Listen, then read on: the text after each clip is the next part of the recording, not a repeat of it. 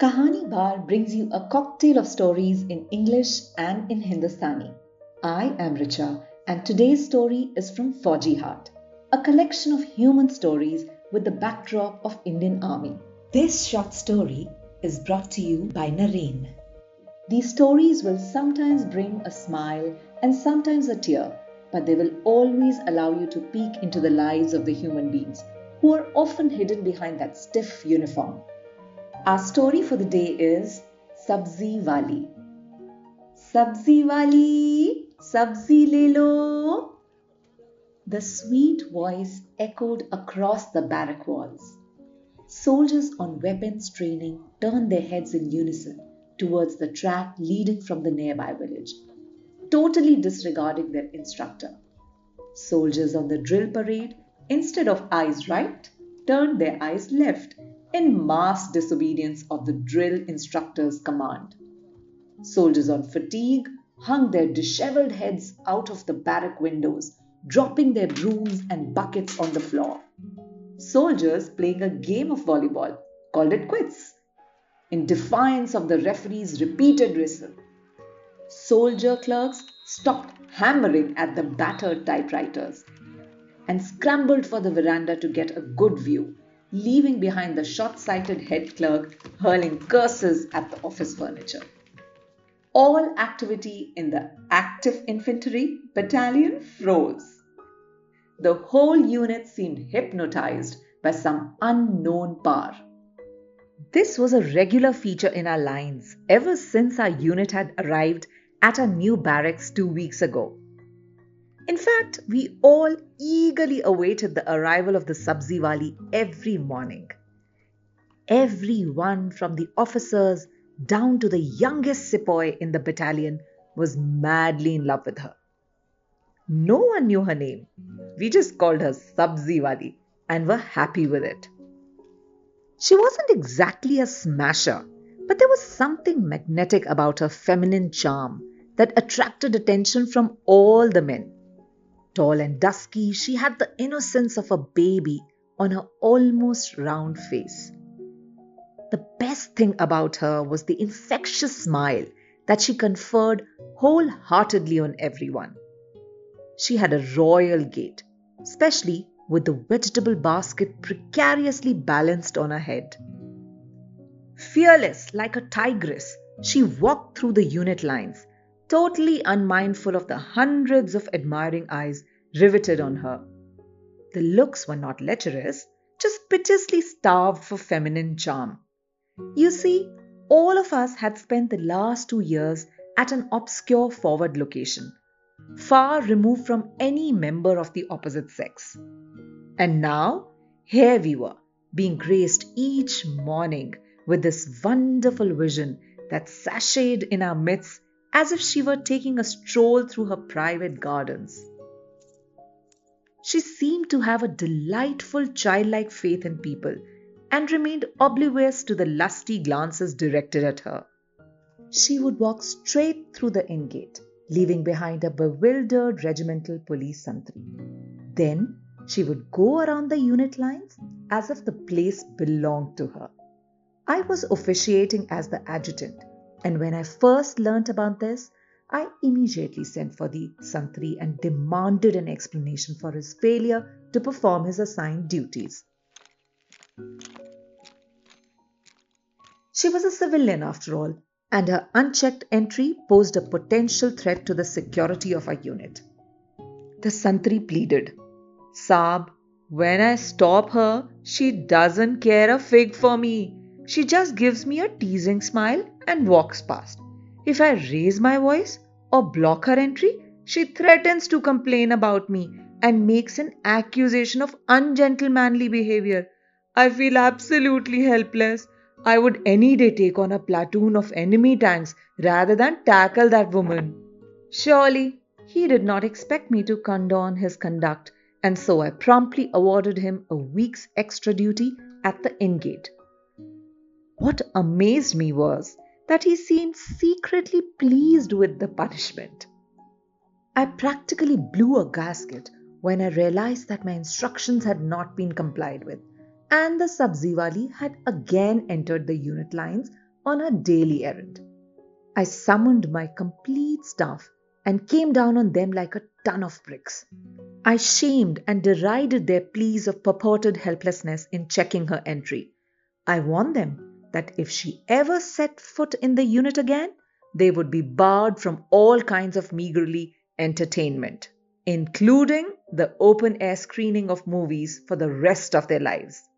They clicked their heels, gave me a reluctant salute, and marched out, as if they were being sent on a suicide mission. The next morning, when I heard the familiar voice, Sabziwali, Sabzi le lo, right in front of my office, I could not believe my ears. This was a flagrant disobedience of my orders. Cursing my good-for-nothing staff, I decided to deal with her myself. The office orderly had the gall to ask me if he should usher her in, as if she were a visiting dignitary. Awarding him 3-pack drills for insulting the adjutant's office, I stepped out to admonish her. Dressed in a blood-red sari with a black border and matching tiny choli that exposed a good square foot of a dusky expanse around her midriff, she stood nonchalantly with an inquiring look in her large, innocent eyes. Her hair was neatly tied in a bun with a fresh marigold tucked in. 2 locks fell carelessly on either side of the bold red bindi on her forehead. Her silver jhumkas and nose ring were rather oversized for her face. A string of red and yellow beads rested regally on her well-rounded and partially exposed bosom, the effect of which was further accentuated by her raised arms that supported the vegetable basket atop her head. There was a big silver ornate challa with a bunch of keys dangling at her slender waist, but it failed to divert one's attention from her curvaceous belly and somewhat protruding belly button.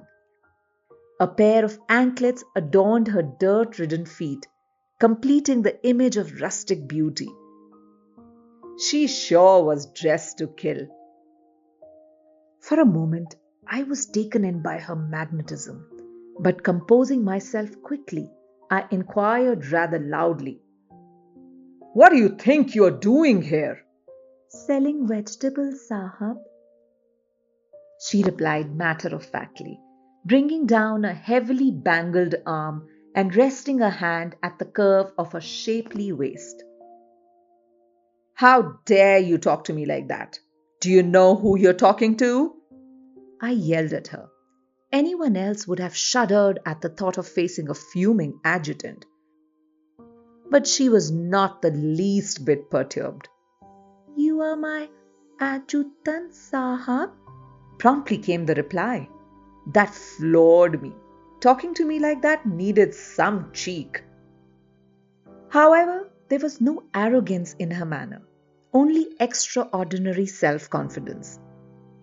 All along, she had been looking straight into my eyes without once batting her eyelids.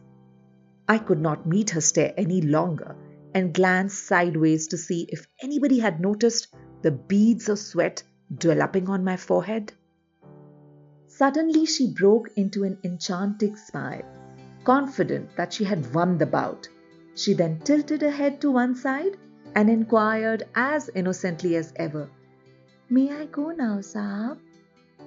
For a minute, that seemed like an eternity. I stood mesmerized. She smiled again, repeated her request, and without waiting for my reply, walked away. I was left standing, spellbound by the gentle swaying of her retreating hips. When news of the repeated breach of security in the unit lines by an ordinary Sabziwali reached the ears of the commanding officer, he blew his top. Being a staunch brahmachari and a legendary Eve hater, he was at a loss to understand the reason for the incompetence of his otherwise efficient adjutant. He launched into a 10-minute tirade that ended with, "You ought to go jump into the nearest well." He called an emergency conference.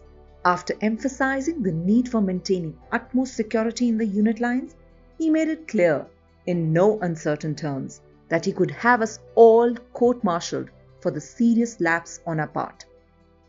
He was, however, going to be kind enough to give us one more chance and called upon all officers to face the challenge like worthy soldiers. Educate your men. Give them clear instructions not to permit any civilian inside the unit lines.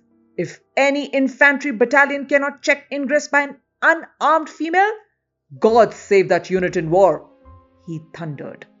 We all exchanged knowing glances, as if the old man had been talking through his hat.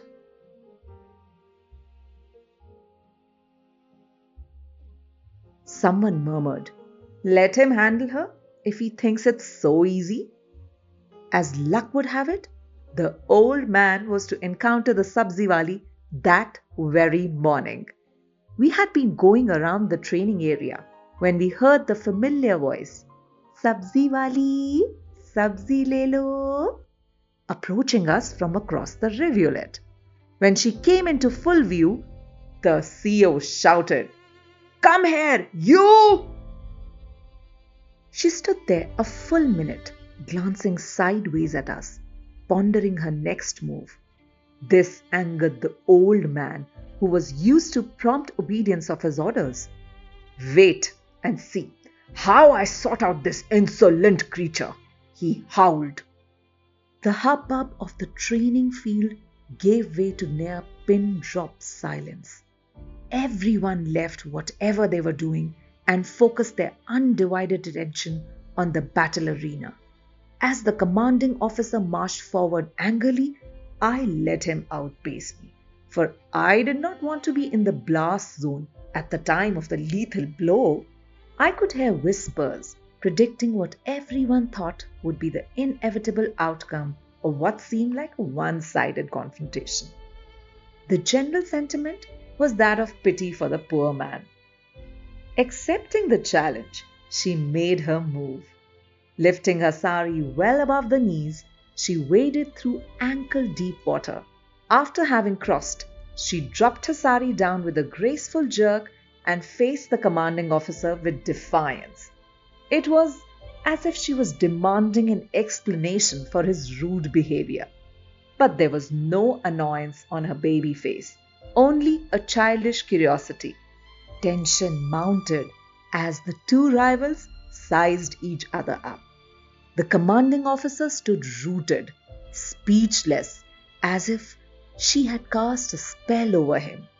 While I had anticipated the final outcome, I had not expected him to lay down arms so soon. But there he was, knocked out in the very first round.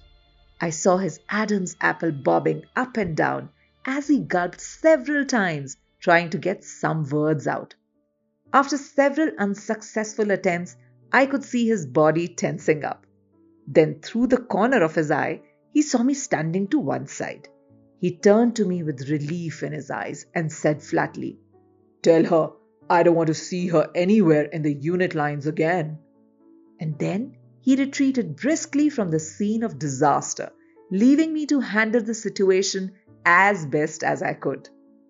This encounter left the commanding officer in a shattered frame of mind. A veteran of 3 wars? How could an ordinary civilian female show him up? That too in front of the whole battalion? He was almost ashamed to face his officers and men. But in our eyes, his prestige has actually shot up, for it had been confirmed that he was a man after all. The acceptance of defeat in the face of a charmingly superior opponent came that very afternoon. In a hurriedly called conference, the agenda of which was unit security, he announced, "I am of the view that all civilians do not necessarily pose a threat to the unit security. In fact, we have to engage someone to supply us with some urgent necessities of life, dry rations and vegetables, for example. I am considering issuing a gate pass to a reliable and honest vegetable vendor. What do you have to say about that?" Needless to say, we okayed the proposal unanimously. This is Richa signing off. Take good care of yourselves till I'm back with the next story.